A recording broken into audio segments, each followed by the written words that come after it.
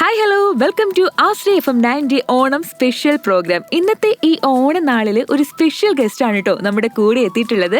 ഇദ്ദേഹത്തിനെ കുറിച്ച് പറയുവാണെങ്കിൽ ഒരു ബഹുമുഖ പ്രതിഭയാണെന്ന് തന്നെ പറയാം. ഡബിംഗ് ആർട്ടിസ്റ്റ് ആണ്, അഭിനേതാവാണ്, നല്ലൊരു മിമിക്രി ആർട്ടിസ്റ്റ് ആണ്, കായിക പ്രേമിയാണ്, എല്ലാത്തിലും ഉപരി ലോകം കണ്ട ഒരു മഹാനടന്റെ മകനാണ്. നമുക്ക് വെൽക്കം ചെയ്യാം mister Shobi Thilakan. Welcome sir, welcome to the show. നമസ്കാരം. Thank you so much. അപ്പൊ സാറിന് ആദ്യം തന്നെ ഒരു അടിപൊളി ഓണം വിഷയമാണ് കേട്ടോ. Thank you. അപ്പൊ ഓണമാണ്, ഓണവിശേഷങ്ങളിലാണ്. അപ്പൊ നമുക്ക് സാറിന്റെ കുട്ടിക്കാലത്തെ ഓർമ്മകളിൽ നിന്ന് തന്നെ തുടങ്ങിയാലോ? തീർച്ചയായിട്ടും. ഓണത്തെ കുറിച്ച് പറയുമ്പോൾ തന്നെ നമുക്ക് കുട്ടിക്കാലത്തെ ഓണമാണ്, അല്ലെങ്കിൽ അതിനെ കുറിച്ചാണ് കൂടുതൽ പറയാനുള്ളത്. കുട്ടിക്കാലം അമ്മ വീട്ടിലായിരുന്നു. ജനിച്ചതും വളർന്നതും എല്ലാം അവിടെ തന്നെയായിരുന്നു. റിലേറ്റീവ്സും കസിൻസ് ഫ്രണ്ട്സ് എല്ലാവരും ഒത്തുചേർന്ന ഒരു ഓണാഘോഷമായിരിക്കും തീർച്ചയായിട്ടും വന്നിട്ടുണ്ടായിരുന്നത്.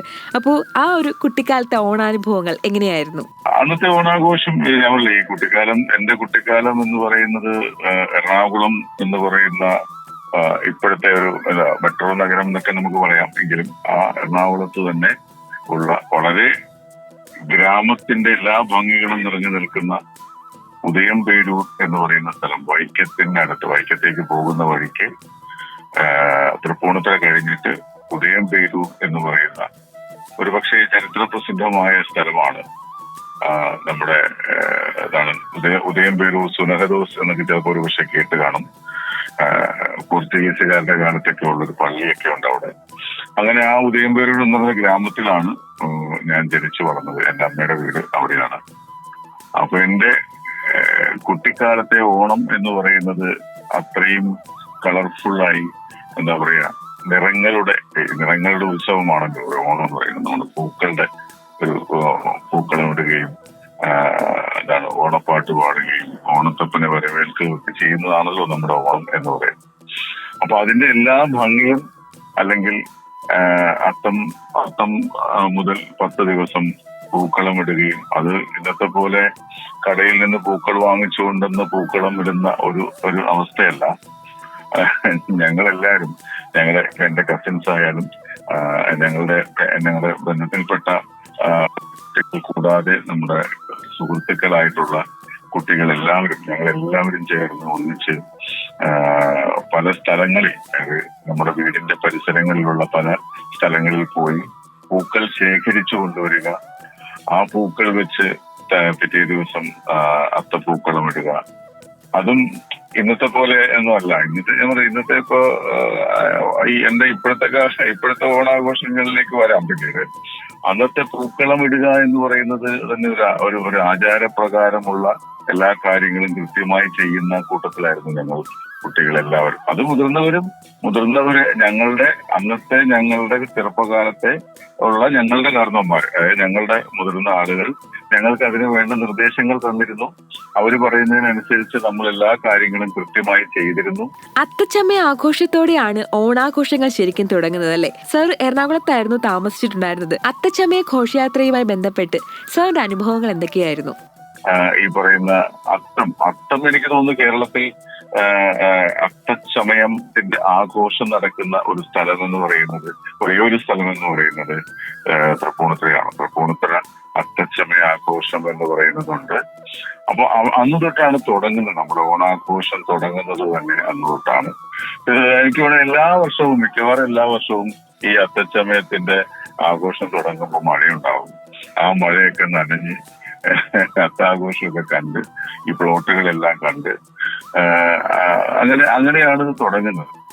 അപ്പോ അതിനുശേഷമുള്ള ഓരോ വട്ടം, ചിത്തിര, ജൂലി, അങ്ങനെ ഓരോ നാളുകളാണ്. ഓരോ നാളുകൾക്ക് അനുകൂലമായിട്ടുള്ള പൂക്കളങ്ങളുണ്ട്. ഇപ്പൊ മൂലനാളാണെങ്കിൽ മൂലതിരിച്ചിടണം എന്ന് പറയാറുണ്ട്. ഈ അത്തം എന്ന് പറയുന്ന അത്തത്തിന്റെ അന്ന് തുമ്പപ്പൂ മാത്രമേ, അല്ലെങ്കിൽ തുമ്പക്കുടം മാത്രമേ ഇടാറുള്ളൂ. തുമ്പപ്പൂ മാത്രമേ അത്തത്തിന് ഇടാറുള്ളൂ. മറ്റുള്ള പൂക്കളൊന്നും അത്തത്തിന് ഇടാറില്ല. അപ്പൊ അങ്ങനെ ഓരോ നാളിനും പ്രത്യേകം കളങ്ങളുണ്ട്. ആ കളങ്ങളെല്ലാം തയ്യാറാക്കി അവസാനം തിരുവോണത്തിന് പൂക്കളം ഇടുകയല്ല ചെയ്യുന്നത്. തിരുവോണത്തിന് നമ്മൾ ഈ തുമ്പക്കുടവും കുരുത്തോലയും ഒക്കെ വെച്ചിട്ട് ഓണത്തപ്പനെ വരവേൽക്കുകയാണ് ചെയ്യുന്നത്. അപ്പൊ ഓണത്തപ്പനെ വരവേൽക്കുക എന്ന് പറഞ്ഞാൽ ഓണത്തപ്പനെ നമ്മൾ ഉണ്ടാക്കി, കളിമണ്ണിൽ ഉണ്ടാക്കി നമ്മുടെ വീടിന്റെ ഏകദേശം നമ്മുടെ വീടിന്റെ ആ പറമ്പിലേക്ക് കയറുന്ന ആ ഒരു ഗേറ്റ് ഉണ്ടെങ്കിൽ ആ ഗേറ്റിന്റെ മുമ്പിൽ വരെ അവിടെ ഒരു കളം വരച്ച് അവിടെ ചെറിയൊരു പന്തലൊക്കെ ഇട്ട് അവിടെ നിന്ന് കുരുത്തോല കൊണ്ട് പന്തലിങ്ങനെ നീട്ടിയിട്ട് നമ്മുടെ പ്രധാനപ്പെട്ട പൂക്കളമായ അവിടേക്ക് കൊണ്ടുവന്ന് ഈ ഇതെല്ലാം വിട്ട് അവിടെ നിന്ന് പൂക്കളൊക്കെ ഇട്ട് എന്താണ് ഓണത്തപ്പനെ എതിരേറ്റ് കൊണ്ടുവന്ന് ആർപ്പോ വിളികളോടുകൂടി എന്താ പറയാ നമ്മുടെ മെയിൻ കളത്തിൽ ഇടലാണ്, അതിലാണ് അവസാനിക്കുന്നത്. അപ്പൊ അത്രയും കാര്യങ്ങളെല്ലാം വളരെ കൃത്യമായി നമ്മുടെ അപ്പൂപ്പനും അമ്മൂമ്മയൊക്കെ പറയുന്ന, അല്ലെങ്കിൽ നമ്മുടെ കാരണവന്മാരായിട്ടുള്ള ആളുകൾ പറയുന്ന രീതിയിലെല്ലാം ഇട്ട് ആണ് നമ്മളുടെ ഓണാഘോഷം. അപ്പൊ തീർച്ചയായിട്ടും എന്റെ കുട്ടിക്കാലത്തുള്ള എന്റെ ഓണാഘോഷമാണ് ഇന്നും എന്റെ കൺമുമ്പിൽ നിറഞ്ഞു നിൽക്കുന്നത്. അന്നത്തെ ഓണാഘോഷം ഇന്നും ഒരിക്കലെങ്കിലും ചെയ്യാൻ സാധിച്ചിരുന്നെങ്കിൽ എന്ന് പലപ്പോഴും ആലോചിക്കാറുണ്ട്. സർ, സാറിന്റെ പഴയകാല ഓണാനുഭവങ്ങൾ പറഞ്ഞു. ഇപ്പോഴത്തെ ഓണാഘോഷം എങ്ങനെയാണ്? സർ വളരെ തിരക്കുള്ള ആളാണ്. ഓണാഘോഷം ഫാമിലിയോടൊക്കെ ആഘോഷിക്കാൻ സാധിക്കാറുണ്ടോ?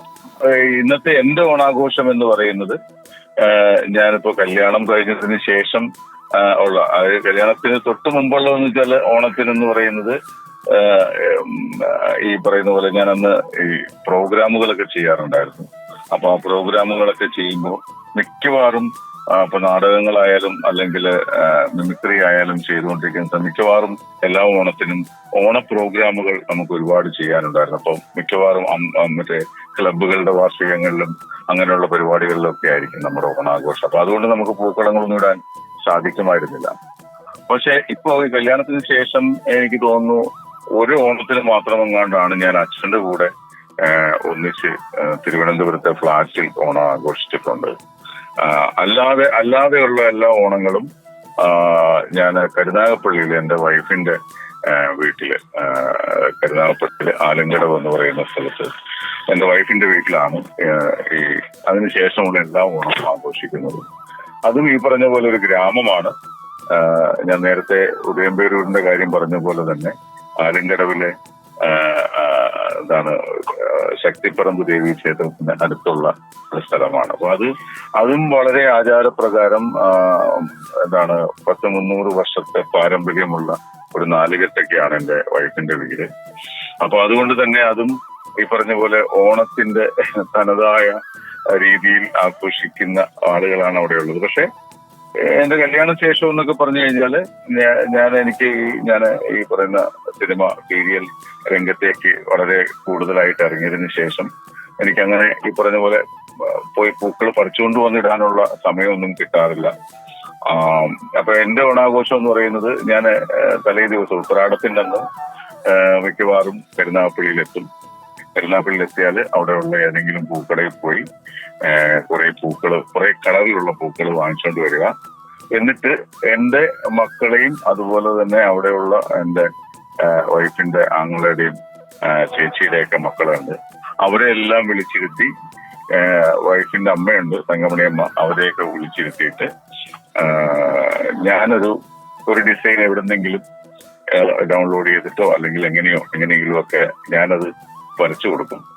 ഞാൻ വരച്ചു കൊടുത്തിട്ട് പിള്ളേര് അതിനകത്ത് പൂക്കളെല്ലാം ഫില്ല് ചെയ്ത് ഒരു നല്ല അതിന്റെ ഓരോ ഫില്ല് ചെയ്യുന്ന ഓരോ സ്റ്റേജിലും ഞാൻ ഫോട്ടോ എടുക്കും. എന്നിട്ട് ഫൈനലായി കഴിഞ്ഞാൽ അതിന്റെ ഒരു ഫോട്ടോ എടുത്ത് എല്ലാവരെയും ഇരുത്തി ഞങ്ങൾ എല്ലാവരും കൂടിയുള്ള ഒരു ഫോട്ടോ ഒക്കെ എടുത്തിട്ട് അത് ഫേസ്ബുക്കിലോ ഇൻസ്റ്റാഗ്രാമിലോ ഒക്കെ പോസ്റ്റ് ചെയ്യൽ മാത്രമാണ് ഇപ്പോഴത്തെ ഓണം എന്ന് പറയുന്നത്. സർ, ഒരുപാട് ആർട്ടിസ്റ്റുകൾ പറഞ്ഞു കേട്ടിട്ടുള്ള ഒരു കാര്യമാണ് പല ആഘോഷങ്ങളും കൃത്യമായിട്ട് ഫാമിലിയോടൊപ്പം പങ്കെടുക്കാൻ സാധിക്കാറില്ല, പലപ്പോഴും പല സെറ്റുകളിലുമാണ് ആഘോഷിക്കേണ്ടി വന്നിട്ടുള്ളത് എന്ന്. സാറിന് അങ്ങനെയുള്ള അനുഭവം ഉണ്ടായിട്ടുണ്ടോ? ഓണാഘോഷമൊക്കെ സെറ്റില് ആഘോഷിക്കേണ്ടതായി വന്നിട്ടുണ്ടോ? ഇല്ല ഞാൻ ഓണത്തിന് എന്തൊക്കെ തന്നെ ഉണ്ടായാലും ശരി, എനിക്ക് ഇന്ന് വരെ ഓണം, അതായത് തിരുവോണത്തിന്റെ അന്ന് എനിക്ക് തോന്നുന്നു കരുനാഗപ്പള്ളിയിലെ വീട്ടിൽ എല്ലാ വർഷവും ഉണ്ടാകാറുണ്ട്. ഇന്ന് വരെ എനിക്ക് ഓണം ലൊക്കേഷനുകളിൽ ആഘോഷിക്കേണ്ട ഒരു അവസരം വന്നിട്ടില്ല. പക്ഷെ ലൊക്കേഷനിലോ അല്ലെങ്കിൽ നമ്മുടെ സംഘടനകളുടെയൊക്കെ ഓണാഘോഷം എന്ന് പറയുന്നത് തിരുവോണത്തിനൊന്നായിരിക്കില്ല, വേറൊരു ദിവസം ഓണാഘോഷ പരിപാടികൾ നടത്താറുണ്ട്, ആഘോഷിക്കാറുണ്ട്. ഒരു വർഷം ഞാൻ ദുബൈയിലുള്ള ഒരു ഒരു ടീമിന്റെ ഓണാഘോഷ പരിപാടിക്ക് അവരുടെ ഗസ്റ്റായിട്ട് പോയിരുന്നു. പക്ഷെ അത് ഓണത്തിന്റെ അന്നല്ലാന്നേ ഉള്ളൂ, അത് വേറെ ദിവസമാണ്. ദുബൈയിലൊക്കെ എന്ന് വെച്ചാൽ ഓണം ആഘോഷിക്കുന്നത് ഓണത്തിനല്ലല്ലോ, ഓണം കഴിഞ്ഞിട്ടായിരിക്കും. അവർക്ക് ഒരു ഏകദേശം എനിക്ക് തോന്നുന്നു പ്രവാസി മലയാളികൾക്ക് ഓണം എന്ന് പറയുന്നത് ഒരു മാസക്കാലം അല്ലെങ്കിൽ 2 മാസക്കാലം 3 മാസക്കാലം ഒക്കെ ആഘോഷമാണ്. കാരണം ഇവിടത്തെ പോലെ 10 ദിവസം അല്ല. അപ്പൊ അതുകൊണ്ട് അങ്ങനെയൊക്കെ പോയിട്ടുണ്ട്. അപ്പൊ ആ ഓണാഘോഷങ്ങളെല്ലാം നമ്മള് ശരിക്കും ഇപ്പൊ പറഞ്ഞാല് മലയാളികൾ ഓണം ആഘോഷിക്കുന്നത് കൂടുതലും പ്രവാസികളാണ് ആഘോഷിക്കുന്നത്. നമ്മുടെ ഇവിടെയുള്ള കേരളത്തിലുള്ള മലയാളികളെക്കാൾ കൂടുതൽ നല്ല രീതിയിൽ ഓണം ആഘോഷിക്കുന്ന പ്രവാസി മലയാളികളാണ്. അതിപ്പോ ദുബൈയിൽ മാത്രമല്ല, എല്ലാ വിദേശ രാജ്യങ്ങളിലുമുള്ള മലയാളി കൂട്ടായ്മകൾ ഓണാഘോഷം സംഘടിപ്പിക്കാറുണ്ട്. അതൊക്കെയാണ് നമ്മൾ കാണുന്നതിൽ ഏറ്റവും കൂടുതലായിട്ട് നമുക്ക് കാണുന്നത്. അതെ സർ, എനിക്ക് തോന്നുന്നു ഇപ്പൊ ഓണാഘോഷമൊക്കെ അത്രയും ഗൗരവത്തിൽ കണ്ട് ആഘോഷിക്കുന്നത് പ്രവാസി സമൂഹമാണെന്ന്. ശരിയാണോ സർ? അങ്ങനെ ഒരു അഭിപ്രായം സാറിനുമുണ്ടോ? അതെ, അവർക്ക് ഞാൻ പറഞ്ഞില്ലേ, അവർക്ക് നമ്മുടെ എല്ലാവരെയും മലയാളികൾ എല്ലാവരും കൂടി ചേർന്നിട്ട് നമ്മുടെ നാട്ടിൽ നടക്കുന്ന കലകളെല്ലാം, മീൻസ് ഇപ്പോ പുലികളി ആയാലും, അതുപോലെ തന്നെ ഓണത്തിന് അത്തപ്പൂടൽ മത്സരമായാലും, മറ്റേ എന്താണ് ഈ ബിസ്ക്കറ്റ് കടി മത്സരം, ലെമൺ ആൻഡ് സ്പൂൺ മത്സരം, അങ്ങനെയുള്ള കാര്യങ്ങളൊക്കെ ഒരു 1-2 ദിവസം വീക്കെൻഡുകളിൽ ആഘോഷിക്കുക എന്ന് പറയുന്നത് അവർക്ക് കിട്ടുന്ന ഏറ്റവും വലിയൊരു ഒരു ഭാഗ്യമാണ്. കാരണം എല്ലാവരോടും ഒന്നിച്ച് അങ്ങനെ ഒരു സംഭവം ഇപ്പോഴത്തെ ഒരു സിറ്റുവേഷനിൽ ഈ അണുകുടുംബത്തിന്റെയൊക്കെ അവസ്ഥയിലേക്ക് വന്നതിന് ശേഷം കേരളത്തിലും നടക്കുന്നില്ല. അത് നടക്കുന്നത് പ്രവാസ ലോകത്താണ് എന്നുള്ളതാണ് ഞാൻ മനസ്സിലാക്കിയിട്ടുള്ളത്. അതെ, ഓണം എന്ന് പറഞ്ഞാൽ തന്നെ ഒരു സ്നേഹത്തിന്റെ കൂട്ടായ്മയാണെന്നാണ് പറയുന്നത്. അപ്പൊ അത് തന്നെയാണ് നമുക്ക് അവിടെ കാണാനും പറ്റുന്നത്. തീർച്ചയായിട്ടും അതിന് ഞാൻ ശരിക്കും പറഞ്ഞാൽ പ്രവാസി മലയാളികളോട് ഒരു ബിഗ് സല്യൂട്ട് ഞാൻ അവർക്ക് കൊടുക്കുകയാണ്. കാരണം അതിനു വേണ്ടിയിട്ട് അവർ സമയം കണ്ടെത്തുന്നു, അതിനുവേണ്ടി അവർ അശ്രാന്തം പരിശ്രമിക്കുന്നുണ്ട്. സർ, തിലകൻ സാർ നാടകത്തിൽ കൂടിയാണ് ഈ ഒരു ഫീൽഡിലേക്ക് എത്തിച്ചേർന്നതെന്ന് കേട്ടിട്ടുണ്ട്. അതുപോലെ തന്നെ സാറിന്റെ അമ്മയും ഒരു നാടക കലാകാരിയായിരുന്നു. അച്ഛനെയും അമ്മയും ഫോളോ ചെയ്ത് നാടകത്തിലൂടെയായിരുന്നു ഈ ഒരു ഫീൽഡിലേക്കുള്ള സാറിന്റെ എൻട്രിയും. ഞാൻ എന്റെ കരിയർ സ്റ്റാർട്ട് ചെയ്ത് ഞാൻ കോളേജിൽ പഠിക്കുന്ന സമയത്ത്, അതായത് 94-ല് ഞാൻ കേരള യൂണിവേഴ്സിറ്റി മിമിക്രിക്ക് വിന്നറായിരുന്നു. അതിനുശേഷമാണ് എന്നെ പല ആളുകളും പ്രോഗ്രാംസിനൊക്കെ വിളിക്കാൻ തുടങ്ങി. അങ്ങനെ ഞാൻ മിമിക്രി പ്രോഗ്രാം സ്റ്റാർട്ട് ചെയ്തു. മിമിക്രി പിന്നെ ഞാൻ എന്റെ കുറെ സുഹൃത്തുക്കളുമായിട്ട് ചേർന്നൊരു കൂട്ടായ്മ, എനിക്ക് തോന്നുന്നു ഇപ്പൊ ഈ അടുത്തിടെ മരണപ്പെട്ടു പോയ കൊല്ലം സുധി എന്ന് പറയുന്ന ഒരു വലിയ കലാകാരനുണ്ട്. അദ്ദേഹം ഒരു ആക്സിഡന്റിൽ മരണപ്പെട്ടു. അദ്ദേഹം അടങ്ങുന്ന എന്റെ കുറച്ച് സുഹൃത്തുക്കൾ ചേർന്ന് ഒരു ടീം, എന്റെ പേരിൽ തന്നെ ശോഭി തിലകൻ നയിക്കുന്ന മിമിക്സ് പരേഡ് എന്നുള്ള, അന്ന് ഇത്രയും ഈ പറഞ്ഞ പോലെ നമ്മുടെ ചാനലുകളിലൊന്നും അങ്ങനെ ഒരു മിമിക്രിയുടെ സംഭവങ്ങളോ കാര്യങ്ങളോ ഒന്നും വന്നിരുന്നില്ല. അപ്പൊ അതിന് മുമ്പുള്ള ഒരു കാലഘട്ടമായിരുന്നു. അപ്പൊ അതുകൊണ്ട് അങ്ങനെ ഒരു കൂട്ടായ്മയിലൂടെ ഞങ്ങളൊരു 6-7 പേരടങ്ങുന്ന സംഘം, ഗണേഷ് ഓലിക്കര, ഉല്ലാസ്, അങ്ങനെ കുറച്ച് പേരുണ്ടായിരുന്നു. അത്രയും പേരുടെ ഒരു കൂട്ടായ്മയിൽ നമ്മൾ ഏകദേശം എനിക്ക് തോന്നുന്നൊരു 3-4 കൊല്ലക്കാലം കൊല്ലം ത്തിന്റെ പ്രാന്തപ്രദേശങ്ങളിൽ, അതായത് ഒരു ഓൾ കേരള ലെവലിലല്ല, കൊല്ലത്ത് മാത്രം അടങ്ങുന്ന ട്രിവാൻഡ്രത്തും ഒക്കെ പോയിട്ടുണ്ട്. അങ്ങനെ ആറ്റുകാൽ പൊങ്കാല സമയത്തൊക്കെ ഞങ്ങൾ പ്രോഗ്രാം അവതരിപ്പിച്ചിട്ടുണ്ട്. അപ്പൊ അങ്ങനത്തെ ഒരു കൂട്ടായ്മയിലൂടെ കുറെ കാലം നടന്നിരുന്നു. അതിനുശേഷമാണ് ഞാൻ ഈ ഡബ്ബിംഗ് രംഗത്തേക്ക് വന്നത്. സർ, അഭിനയം സ്റ്റാർട്ട് ചെയ്തത് ഒരു ഷോർട്ട് ഫിലിമിൽ കൂടിയായിരുന്നു എന്ന് കേട്ടിട്ടുണ്ട്. കുഞ്ഞുമോൻ ദാഹ എന്ന് പറയുന്ന ഒരു സംവിധായകനുണ്ട്. അദ്ദേഹം സംവിധാനം ചെയ്യുന്ന ഓമനത്തിങ്കൾ കിടാവു എന്ന് പറയുന്ന ഒരു ഷോർട്ട് ഫിലിം. ആ ഷോർട്ട് ഫിലിമിലൂടെയാണ് ഞാൻ ആദ്യമായിട്ട് അഭിനയ രംഗത്തേക്ക് വരുന്നതും. അതുപോലെ തന്നെ ആ ഷോർട്ട് ഫിലിമില് വേറൊരു കഥാപാത്രത്തിനും കൂടി, എന്റെ കഥാപാത്രം കൂടാതെ വേറൊരു കഥാപാത്രത്തിനും കൂടി ഞാൻ ശബ്ദം കൊടുക്കുകയുണ്ടായി. അപ്പോ അതിലൂടെയാണ് ഞാൻ ആദ്യമായിട്ട് ഡബ്ബിംഗ് രംഗത്തേക്കും എന്റെ പ്രവേശനം എന്ന് പറയാം. കുഞ്ഞുമോൻ താഹ സാറിന്റെ ആദ്യത്തെ മൂവിയിലും സാർ ഒരു വേഷം ചെയ്തിട്ടുണ്ട്. അതെ, കുഞ്ഞുമോൻ താഹ സാറിന്റെ ഒരു മൂവിയിൽ, അതായത് അദ്ദേഹം ആദ്യമായിട്ട് സംവിധാനം ചെയ്ത സിനിമയാണ്. ആ സിനിമയിൽ ഒരു കഥാപാത്രം ചെയ്തു. ഇപ്പൊ അദ്ദേഹത്തിന്റെ വേറൊരു സിനിമയുടെ ഷൂട്ടിംഗ് നടന്നുകൊണ്ടിരിക്കുന്നു. അത് ആക്ച്വലി മലയാളം എന്നാണ് പറഞ്ഞെങ്കിലും പക്ഷെ പിന്നീട് ഷൂട്ട് ചെയ്യുന്നത് തമിഴിലാണ്. മുരടൻ എന്നാണ് എന്റെ പേര്. ഇപ്പൊ നടന്നുകൊണ്ടിരിക്കുകയാണ്. അതിന്റെ ഷൂട്ടിംഗ് കഴിഞ്ഞിട്ടില്ല. അതിലും ഞാനൊരു കഥാപാത്രം ചെയ്യുന്നുണ്ട്. അപ്പൊ അങ്ങനെയാണ് എന്റെ ഈ കരിയറിലേക്ക്, എന്റെ ഈ രംഗത്തേക്കുള്ള ഒരു പ്രവേശനം. അത് കൂടാതെ വേറൊരു സംഘമോതിരം എന്ന് പറയുന്ന ഒരു ഷോർട്ട് ഫിലിമിലും ഇതുപോലെ തന്നെ കുഞ്ഞുമോൻ സാഹു തന്നെ ചെയ്ത ഒരു എനിക്ക് തോന്നുന്നു വൈക്കം മുഹമ്മദ് ബഷീറിന്റെ ഒരു കഥയാണെന്ന് തോന്നുന്നു. അപ്പൊ അതിലും ഒരു കഥാപാത്രത്തിന് വേണ്ടി ഞാൻ ശബ്ദം കൊടുത്തിരുന്നു. സാറിന് സംവിധാനവും ഇഷ്ട മേഖലയാണെന്ന് കേട്ടിട്ടുണ്ട്. ഇതിനിടയ്ക്ക് സാർ അതും ഒന്ന് ട്രൈ ചെയ്തിട്ടുണ്ടായിരുന്നല്ലേ? സ്വാതി ഭാസ്കർ എന്ന് പറയുന്ന നമ്മുടെ നടൻ മുകേഷിന്റെ ബ്രദറിൻലോ, അതായത് അദ്ദേഹമാണ് സ്വാതി ഭാസ്കർ. കറൻസി എന്നൊക്കെ പറയുന്ന സിനിമ സംവിധാനം ചെയ്ത അദ്ദേഹമാണ്. അദ്ദേഹത്തിന്റെ സീരിയൽ, അദ്ദേഹം ചെയ്ത 12 എപ്പിസോഡ് സീരിയലില് അസിസ്റ്റന്റ് ഡയറക്ടറായിട്ട് ഞാൻ പിന്നീട് വരുന്നു. അതെ, പിന്നെ അതിന്റെ പോസ്റ്റ് പ്രൊഡക്ഷനുമായിട്ട് ബന്ധപ്പെട്ട് തിരുവനന്തപുരത്ത് സ്റ്റുഡിയോകളിൽ വീട്രാക് സ്റ്റുഡിയോയിലാണ് ഞാൻ ആദ്യമായിട്ട് ഡബ് ചെയ്യുന്നത്. എന്റെ കരിയർ തുടങ്ങുന്നത് അവിടെ നിന്നാണ്. അപ്പൊ അവിടെ വർക്ക് ചെയ്തുകൊണ്ടിരിക്കുന്ന സമയത്ത് അവിടെ ചെയ്തുകൊണ്ടിരിക്കുന്ന വേറെ മറ്റു പല സീരിയൽസ്, ഷോർട്ട് ഫിലിംസ് ഒക്കെ എനിക്ക് ശബ്ദം കൊടുക്കാനുള്ള അവസരമുണ്ടായി. ആ കൂട്ടത്തിൽ തന്നെ കുറച്ച് സീരിയൽസിൽ അഭിനയിക്കാനും അവസരം കിട്ടി. അതിനുശേഷമാണ് അതൊക്കെ തുടങ്ങിയതിന് ശേഷമാണ് പിന്നീട് അച്ഛന്റെ കൂടെ ഒരു നാടകത്തിൽ അച്ഛൻ ചെയ്ത ഒരു നാടകം, അച്ഛൻ സംവിധാനം ചെയ്ത ഒരു നാടകത്തിൽ അച്ഛന്റെ അസിസ്റ്റന്റ് ആയിട്ട് വർക്ക് ചെയ്തു. അത് ചാലക്കുടി സാരഥി എന്ന് പറയുന്ന നാടക സമിതി കളിച്ച ആദിശങ്കരൻ ജനിച്ച നാട്ടിൽ എന്ന് പറയുന്ന ഒരു നാടകമുണ്ട്. ആ നാടകം പിന്നീട് അച്ഛന്റെ നിർമ്മാണ പങ്കാളിത്തവും കൂടിയുള്ള വേറൊരു സമിതി, അതായത് ആലുവ രംഗഭൂമി എന്ന് പറയുന്ന സമിതി, ആ സമിതി ഈ നാടകം തന്നെ വീണ്ടും അവതരിപ്പിക്കുകയുണ്ടായി. അപ്പൊ അതിന്റെ അസിസ്റ്റന്റ് ഡയറക്ടറായിട്ട് അച്ഛന്റെ കൂടെ വർക്ക് ചെയ്തു. ആ നാടകത്തിലൂടെ എന്താ പറയാ, ആ നാടകത്തിന്റെ കൂടെ ഒരു വർഷക്കാലം ഞാൻ ഉണ്ടായിരുന്നു. അതിൽ അഭിനയിക്കുകയും വേറൊരാൾക്ക് പകരം അഭിനയിക്കുകയും കൂടാതെ ആ നാടകത്തിൽ സൗണ്ട് ഓപ്പറേറ്ററായിട്ട് വർക്ക് ചെയ്യുകയും ചെയ്തിട്ടുണ്ടായിരുന്നു. അപ്പൊ ഫ്യൂച്ചറിൽ സാറിന്റെ ഡയറക്ഷനിൽ പുറത്തിറങ്ങുന്ന ഒരു മൂവി നമുക്ക് എക്സ്പെക്ട് ചെയ്യാമോ? അല്ല, എനിക്ക് സംവിധായകനാകുന്നത് ഇഷ്ടമാണ്. ഞാൻ സംവിധായകനാകണമെന്ന ആഗ്രഹത്തോടു കൂടിയാണ് അസിസ്റ്റന്റ് ഡയറക്ടറായിട്ട് ഈ സീരിയലിലും അസോസിയേറ്റ് ആയിട്ട് വേറൊരു 40 എപ്പിസോഡ് സീരിയലായി കൈരളി ചാനലിന്റെ തുടക്കത്തിൽ ഒരു സീരിയൽ, സ്വത്ത് എന്നായിരുന്നു ആ സീരിയലിന്റെ പേര്. അതിനകത്തൊക്കെ ഞാൻ വർക്ക് ചെയ്തത് ഒരു സംവിധായകനാകണം എന്നൊരു ആഗ്രഹത്തോടു കൂടിയാണ്. പക്ഷെ എനിക്ക് കൂടുതൽ ഓപ്പർച്യൂണിറ്റി കിട്ടിയത് ഈ ഡബ്ബിങ്ങിലായിരുന്നു. ഡബ്ബിങ്ങിൽ കഴിഞ്ഞിട്ട് പിന്നീട് അഭിനയത്തിലേക്കും കൂടുതൽ ഓപ്പർച്യൂണിറ്റി കിട്ടിയപ്പോൾ പിന്നീട് എനിക്കൊരു സംവിധായകനാകാനുള്ള ഒരു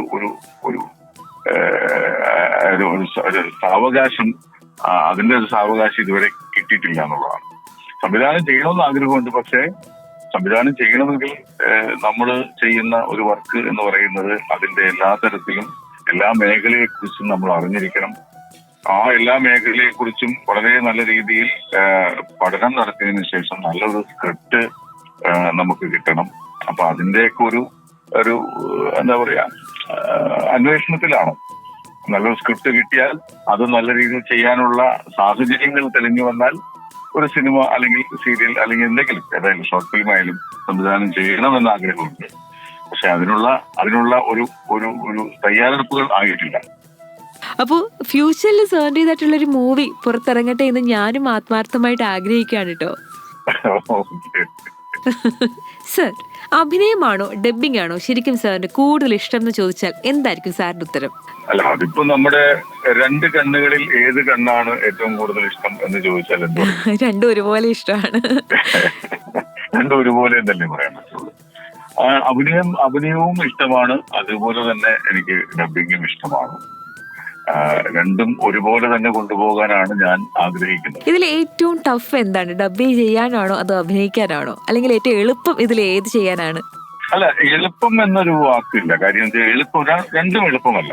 രണ്ടിനും അതിൻ്റെതായ രീതിയിലുള്ള ബുദ്ധിമുട്ടുകളുണ്ട്, നമുക്ക് ടെൻഷനുണ്ട്, എല്ലാം ഉണ്ട്. ഞാൻ ഇപ്പോ ഒരു സിനിമ ഡബ് ചെയ്യാൻ പോയാൽ ആദ്യമായിട്ട് ഞാൻ സിനിമ ഡബ് ചെയ്യാൻ പോകുന്ന അതേ ടെൻഷനും കാര്യങ്ങളും അനുഭവിച്ച് തന്നെയാണ് ഞാനത് പോകുന്നത്. നമുക്ക് ആ കഥാപാത്രത്തിലേക്ക് നമ്മളൊന്ന് ഇറങ്ങിച്ചെന്ന് ആ കഥാപാത്രം നമ്മളുടെ കയ്യിൽ ഒതുങ്ങുന്നത് വരെ നമുക്ക് ഭയങ്കര ടെൻഷനാണ്.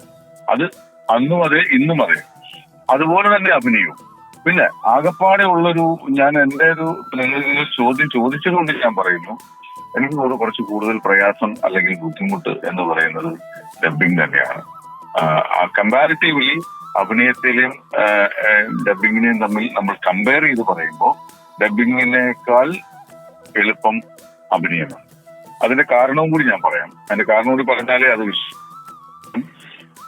അഭിനയിക്കാൻ എന്ന് പറയുന്നത്, അഭിനയം എന്ന് പറയുന്നത് നമുക്ക് ഒരുപാട് സപ്പോർട്ടുകൾ നമുക്ക് കിട്ടുന്നുണ്ട്. കാരണം ഒരു സംവിധായകൻ നമുക്ക് അത് ആ കഥാപാത്രത്തെ കുറിച്ച് വളരെ നല്ല രീതിയിൽ നമുക്ക് ഡിസ്ക്രൈബ് ചെയ്ത് തരാറുണ്ട്, വിശദീകരിച്ച് തരാറുണ്ട് എന്താണ് ആ കഥാപാത്രം. അത് നമുക്ക് ഡബിങ്ങിലും കിട്ടുന്നുണ്ട്. പക്ഷെ ഇവിടെ നമുക്ക് കിട്ടുമ്പോൾ അദ്ദേഹം ആ ഒരു പ്ലാറ്റ്ഫോമിലാണ് നമ്മൾ, ഏത് ബാക്ക്ഗ്രൗണ്ടിലാണ് നമ്മൾ ആ കഥ പറയുന്നത്, ആ കഥയെക്കുറിച്ചും അതിന്റെ ബാക്ക്ഗ്രൗണ്ടിനെ കുറിച്ചും അല്ലെ ആ കഥയിലെ കഥാപാത്രങ്ങളെ കുറിച്ചും എല്ലാം വളരെ നല്ല രീതിയിൽ ഇടുന്ന, അല്ലെങ്കിൽ ആ ഒരു വീടാണെങ്കിൽ ആ വീട്ടിലെ ഒരു കഥാപാത്രമാണെങ്കിൽ ആ വീട്ടിനെ കുറിച്ചും ആ വീടിന്റെ രീതികളെ കുറിച്ചും ഒക്കെ നമുക്ക് വളരെ നല്ല രീതിയിൽ വിശദീകരിച്ച് തന്നിട്ടാണ് നമ്മൾ അഭിനയിക്കുന്നത്. അത് കൂടാതെ നമുക്ക് കിട്ടുന്ന ഒരു സപ്പോർട്ട് എന്ന് പറയുന്നത് കോസ്റ്റ്യൂമിന്റെ ഒരു വലിയൊരു സപ്പോർട്ട് കിട്ടുന്നുണ്ട്, മേക്കപ്പിന്റെ വലിയൊരു സപ്പോർട്ട് കിട്ടുന്നുണ്ട്. നമ്മുടെ കൂടെ അഭിനയിക്കുന്ന കോ ആർട്ടിസ്റ്റുകൾ അത് നമ്മുടെ കൂടെയുള്ള കഥാപാത്രങ്ങളുണ്ട്. ആ കഥാപാത്രം ചെയ്യുന്ന ആളുകളുടെ ഒരുപാട് സപ്പോർട്ട് കിട്ടുന്നുണ്ട്. ചിലപ്പോൾ ഒരു പക്ഷേ നമ്മുടെ കൂടെ അഭിനയിക്കുന്നത് വളരെ സീനിയർ ആയിട്ടുള്ള എക്സ്പീരിയൻസ്ഡ് ആയിട്ടുള്ള ഒരു നടനായിരിക്കും, ആ നടനോ നടിയോ ആയിരിക്കും. ആ നടന്റെയും നടിയുടെയും ഒരു പോസിറ്റീവ് എനർജി നമുക്ക് കിട്ടും. അതുകൂടാതെ നമുക്ക് ഈ പറയുന്ന സീനിൽ ഉപയോഗിക്കുന്ന പ്രോപ്പർട്ടീസ് ഉണ്ട്, പല പല തോക്ക് അല്ലെങ്കിൽ ചിലപ്പോൾ ഒരു മമ്മട്ടി ആയിരിക്കും, ചിലപ്പോൾ വണ്ടി ഓടിച്ചുകൊണ്ടിരിക്കുന്ന വണ്ടി ഓടിക്കുന്നതിന്റെ ആ പ്രോപ്പർട്ടി ആയിരിക്കും. അങ്ങനെ പല പല പ്രോപ്പർട്ടീസ് നമുക്ക് ആ സീനിൽ ഉപയോഗിക്കുന്ന യൂസ് ചെയ്യാൻ പറ്റും. അപ്പൊ അങ്ങനെയൊക്കെ യൂസ് ചെയ്യുമ്പോൾ നമുക്ക് അതിനനുസരിച്ച് നമുക്ക് നമ്മുടെ അഭിനയത്തിൽ മാറ്റങ്ങൾ വരുത്തി നമുക്ക് നല്ല രീതിയിൽ മുന്നോട്ട് കൊണ്ടുപോകാൻ ആ അഭിനയം കാഴ്ചവെക്കാൻ നമുക്ക് സാധിക്കും. നേരെ മറിച്ച് ഡബിങ്ങിലാണെങ്കിൽ ഇത്തരം കാര്യങ്ങളൊന്നും നമുക്ക് കിട്ടില്ല. ആകെപ്പാടെ കിട്ടുന്നത് സംവിധായകൻ നമുക്ക് ഈ കഥാപാത്രത്തെ കുറിച്ച് വളരെ നല്ല രീതിയിൽ വിശദീകരിച്ച് എന്താണ് ഈ കഥാപാത്രത്തിന്റെ സ്വഭാവം, എന്താണ് ഈ കഥാപാത്രം, ഇതിനെന്തെങ്കിലും മാനറിസങ്ങളുണ്ടോ, അങ്ങനെയുള്ള കാര്യങ്ങളെല്ലാം നമുക്ക് വിശദീകരിച്ചു തരും. പക്ഷെ മറ്റുള്ള സപ്പോർട്ടുകളൊന്നും കിട്ടില്ല. ആകെ കിട്ടുന്നത് ഒരു മൈക്ക് മാത്രമാണ്. ആ മൈക്കിന്റെ മുമ്പിൽ നിന്നുകൊണ്ട് ഒരു അരയടി പോലും ഇല്ല, ഒരു കൈയുടെ അകലം, ഒരു കൈ നമ്മൾ ഒരു മുഷ്ടി ചുരുട്ടി പിടിച്ചാൽ ആ കൈയുടെ അകലത്തിൽ നിന്നുകൊണ്ട് നമ്മൾ ഒരു കഥാപാത്രത്തിൽ അഭിനയിച്ചിരിക്കുന്ന ആ അഭിനേതാവിന്റെ മുഖത്ത് വരുന്ന എല്ലാ ഭാവങ്ങളും ശബ്ദത്തിൽ വരുത്തണമെങ്കിൽ ആ അത്രയും അകലം മാത്രമേ നമുക്ക് കിട്ടുള്ളൂ. അവിടെ നിന്നുകൊണ്ട് ചെയ്യണം. അല്ലാതെ നമുക്ക് അങ്ങോട്ടും ഇങ്ങോട്ടും ഒരാൾ ഓടിക്കൊണ്ട് സംസാരിക്കുന്ന സീനാണെങ്കിൽ നമ്മൾ ആ മൈക്കിൽ നിന്ന് ആ അകലത്തിൽ അകലം പാലിച്ചുകൊണ്ട് മൈക്കിൽ നിന്ന് എവേ പോകാതെ ആ ഓടുന്ന സംഭവങ്ങളെല്ലാം നമ്മൾ ചെയ്യണം. കരയുന്ന സീനാണെങ്കിൽ കരയണം, ചിരിക്കുന്ന സീനാണെങ്കിൽ ചിരിക്കണം, അട്ടഹസിക്കുന്നതാണ് അട്ടഹസിക്കണം. ഇതെല്ലാം നമ്മൾ ഈ മൈക്കിന്റെ ലിമിറ്റേഷൻസ് നിന്നുകൊണ്ട് നമ്മൾ ചെയ്യണം. അപ്പൊ അതാണ് എന്നെ സംബന്ധിച്ച് ഞാൻ മനസ്സിലാക്കിയത്. ഇത്രയും എക്സ്പീരിയൻസ് വെച്ചിട്ട് ഇത്രയും വർഷത്തെ എക്സ്പീരിയൻസ് കൊണ്ട് ഞാൻ പറയുന്നു, അഭിനയത്തെക്കാൾ കുറച്ചും കൂടി ബുദ്ധിമുട്ടാണ് ഡബിങ്ങിനൊക്കെ. ശരിക്കും ഏത് ഇമോഷൻ ചെയ്യാനാണ് സർ ഏറ്റവും ബുദ്ധിമുട്ട് തോന്നാറുള്ളത്? ഇപ്പൊ സാറ് പറഞ്ഞതുപോലെ ഒരു മൈക്കിന്റെ അകലത്തിൽ നിന്നിട്ട് വേണം നമ്മൾ ചിരിക്കാൻ, കരയാൻ, അലറാൻ. അപ്പൊ സാറിന് ഡബ് ചെയ്യുമ്പോൾ ബുദ്ധിമുട്ടായി തോന്നിയിട്ടുള്ളത് ഏത് ഇമോഷൻ ചെയ്യുമ്പോഴായിരുന്നു? അല്ല, എനിക്കങ്ങനെ ഇമോഷൻസിന് ബുദ്ധിമുട്ടുകൾ വന്നിട്ടില്ല. കാര്യം എന്ന് വെച്ചാൽ ആ അഭിനേതാവ് അഭിനയിച്ചിരിക്കുന്ന ആള് ചെയ്തിരിക്കുന്ന, ചിലപ്പോ ചില അഭിനേതാക്കൾ ചെയ്തിട്ടുണ്ടാവില്ല. ആ ചെയ്യാതെ വരുന്ന സാധനങ്ങൾ നമ്മൾ ചിലപ്പോൾ ചെയ്യേണ്ടി വരും. കാരണം ചിലപ്പോൾ ആ സീൻ അത് ഡിമാൻഡ് ചെയ്യുന്നുണ്ടെങ്കിൽ ചിലപ്പോൾ നമുക്ക് അങ്ങനെ ചെയ്യേണ്ടി വരും. പക്ഷെ അഭിനേതാവ് ചെയ്തു വെച്ചിട്ടുണ്ടെങ്കിൽ നമുക്കതിനെ കുറച്ചും കൂടി ഒന്ന് കൊഴുപ്പിച്ചാൽ മാത്രം മതിയാവും, കുറച്ചും കൂടി നന്നാക്കിയാൽ മാത്രം മതിയാകും. അപ്പൊ അതിന് എനിക്ക് അങ്ങനെ ഇന്ന ഇമോഷൻസിന് എനിക്ക് കൂടുതൽ ബുദ്ധിമുട്ട് അങ്ങനെയൊന്നും ഒരു ഇത് പറയാൻ പറ്റില്ല. നമ്മൾ സ്വാഭാവികമായിട്ട് ആ അഭിനയത്തിൽ ആ കഥാപാത്രം ഡിമാൻഡ് ചെയ്യുന്ന രീതിയിൽ അങ്ങ് ചെയ്തു പോവുക ചെയ്യും. പിന്നെ നമ്മള് ഇപ്പൊ കരച്ചില് കാര്യങ്ങളൊക്കെ നമുക്ക് ഡയലോഗ് ഞാൻ പറയാം. എന്നെ സംബന്ധിച്ച് ഞാന് ഒരു സീനില് നമുക്ക് ഉള്ളിൽ ഫീൽ ചെയ്യുന്ന അല്ലെങ്കിൽ കരച്ചിൽ വരുന്ന ആ ഒരു ഡയലോഗ് ഉണ്ടല്ലോ, ആ ഡയലോഗിന്റെ സ്ട്രക്ചർ നല്ല ഡയലോഗ്സ് ആണെങ്കിൽ നമുക്ക് ഓട്ടോമാറ്റിക്കലി നമുക്ക് ഉള്ളിൽ ഫീൽ ചെയ്യുമ്പോൾ നമ്മൾ അറിയാതെ തന്നെ നമുക്ക് കണ്ണീര് വരും. നേരെ മറിച്ച് നമ്മളിപ്പോ ഗ്ലിസറിനൊക്കെ ഇട്ട് കണ്ണീര് വരുത്തുക എന്ന് പറയുന്നത് അങ്ങനെ ഫീൽ ചെയ്യാത്ത വരുമ്പോഴാണ്. അങ്ങനെ നമുക്ക് അങ്ങനത്തെ ഒരു ആ ഡയലോഗിൽ അങ്ങനെ ഒരു ഫീൽ കിട്ടില്ലെങ്കിൽ ചിലപ്പോൾ ഒരു പക്ഷേ നമുക്ക് ഗ്ലിസറിനൊക്കെ ഇട്ട് കണ്ണീര് വരുത്തേണ്ടി വരും. അല്ലാതെ ഈ ഡയലോഗ് നല്ല ഡയലോഗ് ആണെങ്കിൽ, നല്ല രസകരമായിട്ടുള്ള സംഭവമാണെങ്കിൽ ആ ഡയലോഗ് പറയുമ്പോൾ തന്നെ നമുക്ക് ഫീൽ ചെയ്യും. നമ്മൾ ഒരു പക്ഷേ നമ്മൾക്ക് ഉണ്ടായിട്ടുള്ള സങ്കടങ്ങളും കാര്യങ്ങളൊക്കെ ഇതുമായിട്ട് ക്ലബ് ചെയ്ത് ചിന്തിക്കുമ്പോഴാണ് ചിലപ്പോൾ കൂടുതൽ കണ്ണീര് വരുന്നത്. അതുപോലെ തന്നെ നമ്മളുടെ ആ കഥാപാത്രത്തിന്റെ മാനസിക വ്യഥ അല്ലെങ്കിൽ അതെന്താണ് എന്ന് നമ്മുടെ ഉള്ളിലിട്ട് കഴിഞ്ഞാൽ നമുക്ക് ഓട്ടോമാറ്റിക്കലി നമുക്ക് അഭിനയിക്കുമ്പോഴും ഡബ് ചെയ്യുമ്പോഴും നമുക്ക് ആ ഫീലിങ്സ് കൊണ്ടുവരാൻ പറ്റും. അത് എക്സ്പീരിയൻസിലൂടെ പറ്റുള്ളൂ. ആദ്യം തുടക്കക്കാർക്കൊന്നും പറ്റുമെന്ന് എനിക്ക് തോന്നുന്നില്ല. അപ്പൊ അതുകൊണ്ട് എനിക്കങ്ങനെ ഇന്ന ഇമോഷൻ കൂടുതൽ ബുദ്ധിമുട്ടാണ് എന്ന് ഇതുവരെ തോന്നിയിട്ടില്ല. എല്ലാം ചെയ്യാൻ ഞാൻ വില്ലിംഗ് ആണ്, എല്ലാം ചെയ്യാനുള്ള ശ്രമം നടത്താറുണ്ട്. അത് എല്ലാം മിക്കവാറും എല്ലാം വിജയിച്ചിട്ടുണ്ട് എന്നാണ് ഇത്രയും വർഷത്തെ എക്സ്പീരിയൻസസ് എനിക്ക് തോന്നുന്നത്. സാറ് ഡബ് ചെയ്തവയിൽ സാറിന് തൃപ്തി തോന്നാത്ത കഥാപാത്രങ്ങൾ എന്തെങ്കിലും? ഇല്ല, അങ്ങനെ കുറച്ചുകൂടി നന്നാക്കാമായിരുന്നു എന്ന് തോന്നിയിട്ടുള്ള കഥാപാത്രങ്ങൾ അത് ഒരുപക്ഷെ കാലഘട്ടത്തിന്റെ മാറ്റം കൊണ്ട് തോന്നുന്നെങ്കിലേ ഉള്ളൂ. അല്ലാതെ നമുക്ക് ചെയ്യുന്ന സമയത്ത് അത് ഏത് കഥാപാത്രം ചെയ്താലും അത് സംതൃപ്തിയോടെ ചെയ്യണമെന്ന് തന്നെയാണ് എന്റെ വിചാരവും. ആ സംതൃപ്തി വന്നെങ്കിലേ നമ്മൾ അടുത്ത ഒരു ടേക്ക് എടുക്കുമ്പോൾ ഡയറക്ടർക്ക് തൃപ്തി തോന്നുന്ന രീതിയിൽ അത് വന്നാൽ മാത്രമേ അടുത്ത ടേക്കിലേക്ക് പോവുള്ളൂ. ഇനി ചിലപ്പോൾ ഒരുപക്ഷെ നമ്മൾ ചെയ്തു പോയതിനു ശേഷം ഒന്നും കൂടി നമ്മൾ, കാരണം പല സംവിധായകരും വെച്ചാൽ എല്ലാവരും പറയാറില്ല, ചില സംവിധായകർ വെച്ചാൽ അവർക്ക് എന്നെ അറിയാവുന്നവര് അല്ലെങ്കിൽ എന്റെ ഒരു റേഞ്ച് അറിയാവുന്ന ചില സംവിധായകർ, അത് എല്ലാവരോടും അങ്ങനെയാണോന്ന് എനിക്കറിയില്ല, എനിക്ക് അനുഭവപ്പെട്ടിട്ടുള്ള കാര്യമാണ്. അതായത് നമ്മളൊരു കഥാപാത്രം ഒരു ഫുൾ ലെങ്ത് ക്യാരക്ടർ ചെയ്യുമ്പോൾ നമ്മൾ ആ കഥാപാത്രത്തിലേക്ക് ഇറങ്ങാൻ ഇത്തിരി ഒന്ന് സമയമെടുക്കും, കുറച്ച് സമയം. ചിലപ്പോൾ ഒരു സീന് 2 സീനൊക്കെ ഡബ് ചെയ്ത് കഴിയുമ്പോഴാണ് നമ്മൾ ആ കഥാപാത്രത്തിലേക്ക് ആകുന്നത്. അപ്പൊ അങ്ങനെ വരുമ്പോൾ നമ്മൾ ചിലപ്പോൾ ചെയ്ത ആദ്യത്തെ 2 സീനിൽ നമ്മൾ ആ കഥാപാത്രത്തിലേക്ക് ഇറങ്ങി ചെന്നിട്ടുണ്ടാവില്ല. അപ്പൊ ചില ഡയറക്ടേഴ്സ് എൻ്റെ അടുത്ത് പറഞ്ഞാൽ ഡബ് ചെയ്ത് കഴിഞ്ഞ് എല്ലാം തീർന്നു കഴിയുമ്പോൾ എന്റെ മനസ്സിൽ തോന്നും നമുക്ക് ആദ്യത്തെ 2 സീൻ ഞാനൊന്നും കൂടി ഇൻവോൾവ്മെന്റ് വന്നിട്ടില്ല, അതൊന്നും കൂടി ചെയ്താൽ നന്നായിരിക്കും.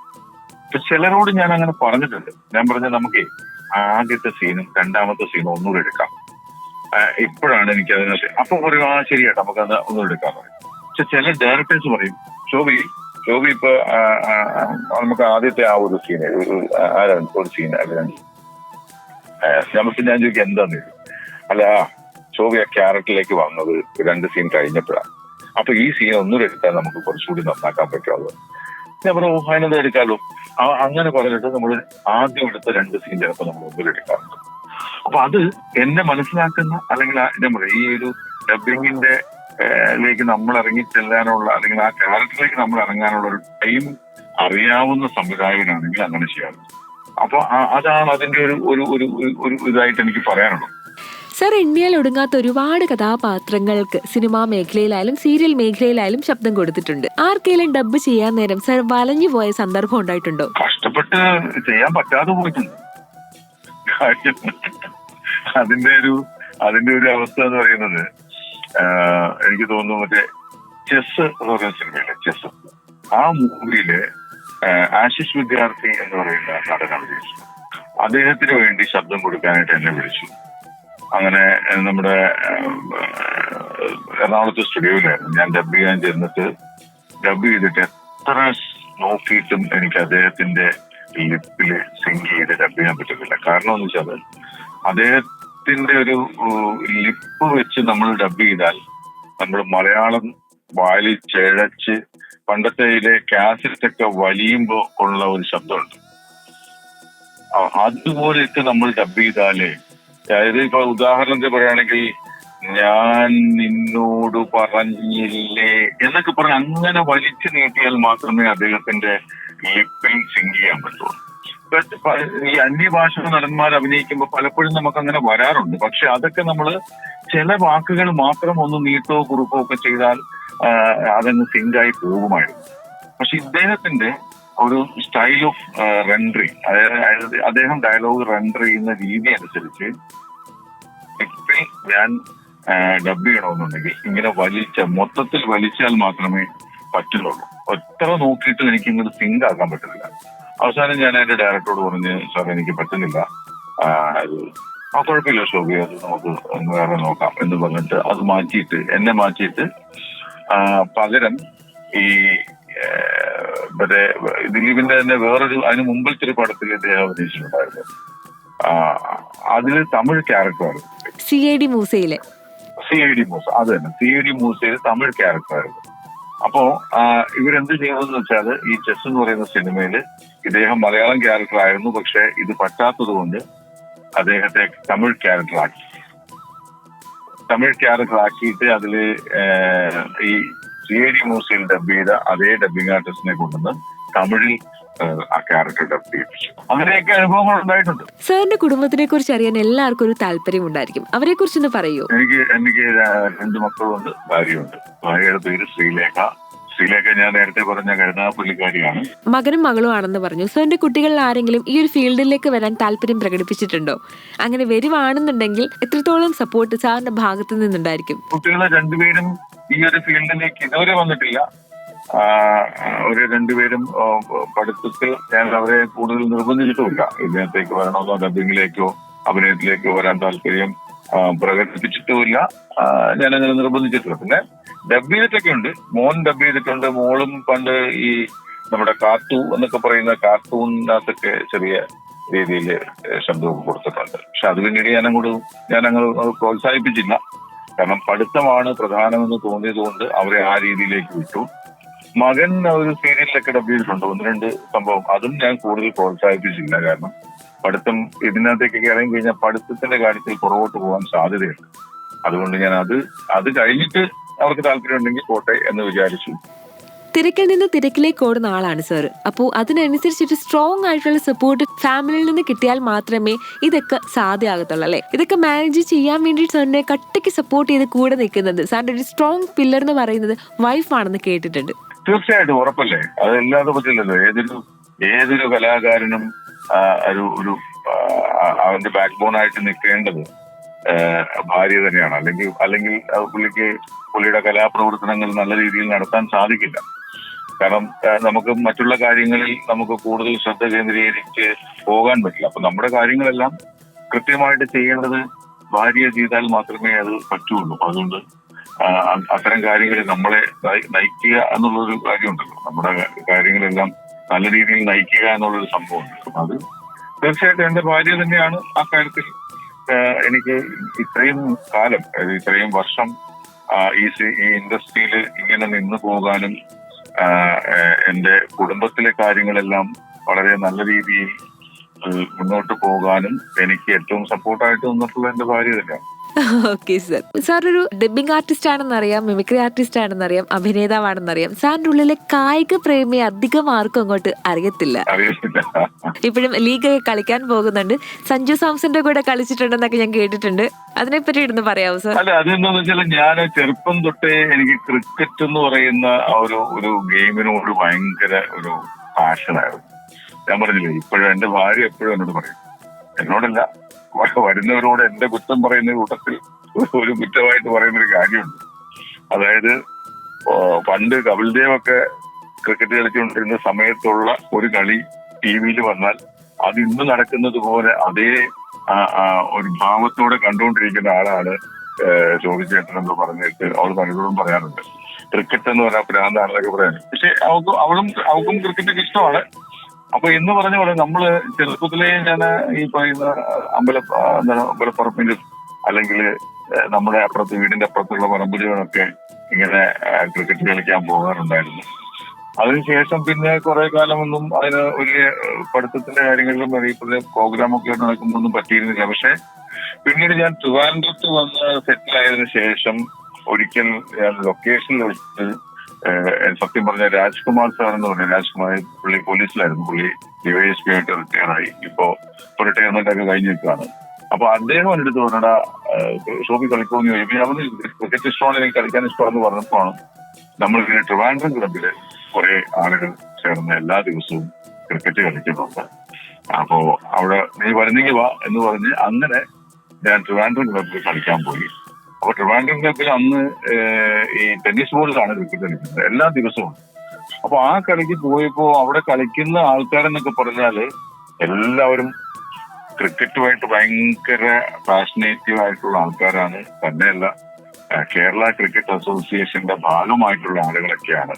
അതെ, ഒന്ന് നേരത്തെ രഞ്ജി പ്ലെയറും അതുപോലെ തന്നെ രഞ്ജി ക്രിക്കറ്റ് സെലക്ഷൻ കമ്മിറ്റി ചെയർമാനും ഒക്കെ ആയിരുന്നു ഗോപകുമാർ. അതുപോലെ തന്നെ സരോഷ് എബ്രഹാം, അത് സെന്റ് മേരീസ് സ്കൂളിന്റെ പ്രിൻസിപ്പള്, ഓണർ എന്നൊക്കെ പറയാം. പിന്നെ പ്രദീപ് എന്ന് പറയുന്ന പുള്ളിയുടെ അവരൊക്കെ ഈ വെറ്ററൻസ് ക്രിക്കറ്റും ഒക്കെ ആയിട്ട് ബന്ധപ്പെട്ട് കളിക്കുന്ന. ഇപ്പൊ എന്റെ കൂടെ കളിച്ചു വന്ന സജാദ് സേട്ട് എന്ന് പറയുന്ന ആളിപ്പോ കേരള ക്രിക്കറ്റ് ലീഗിന്റെ ഇപ്പൊ പുതുതായിട്ട് തുടങ്ങാൻ പോകുന്നില്ല, പ്രിയദർശനൊക്കെ ടീം ഓണറായിട്ടുള്ള ഒരു ക്രിക്കറ്റ് ലീഗിന്റെ തൃശ്ശൂർ ഉള്ള ഒരു ടീമിന്റെ ഓണർ ഈ സജാദ് സേട്ട് എന്ന് പറയുന്ന ആളാണ്. അദ്ദേഹം ഞങ്ങളുടെ കൂടെ കളിക്കുന്ന ആളാണ്. അപ്പൊ അങ്ങനെ ഒരു കൂട്ടായ്മയിലേക്ക് ചെന്ന് വിട്ടപ്പോ സ്വാഭാവികമായിട്ടും അന്നത്തെ കാലത്ത് കുറേ ടൂർണമെന്റുകൾ സംഘടിപ്പിക്കാറുണ്ടായിരുന്നു. അങ്ങനെ ആദ്യം ഞാൻ കളിച്ചത് ഇന്ത്യൻ ടീമിൽ കളിച്ചിട്ടുള്ള ടിനു യോഹന്നാൻ, അതുപോലെ തന്നെ സുനിൽ, അതുപോലെ ജോൺസൺ എന്ന് പറയുന്ന കർണാടകത്തിന്റെ ഒരു പ്ലെയർ, പിന്നെ ഗുണ്ടപ്പ വിശ്വനാഥ്. പക്ഷെ പുള്ളി കളിച്ചില്ല, പുള്ളി അവിടെ വന്നതേ ഉള്ളൂ. ഇവരുടെ കൂടെ ഒരു ടൂർണമെന്റ് കളിക്കാനായിട്ട് സാധിച്ചു. ഞാൻ ആദ്യം ബോൾ ചെയ്യുന്നത് ടിനു യോഹന്നാന് എതിരെയാണ്. പുള്ളി ബോളറാണ്, പക്ഷെ പുള്ളി ബാറ്റ് ചെയ്തപ്പോ ഞാൻ പുള്ളിക്ക് ബോൾ ചെയ്ത് കൊടുത്തു. അങ്ങനെ ആദ്യം ഞാൻ ബോൾ ചെയ്യുന്നത് പുള്ളിക്കെതിരെയാണ്. ഇന്ത്യൻ ക്രിക്കറ്റ് ടീമിൽ കളിച്ചിട്ടുള്ള ഒരാൾക്ക്.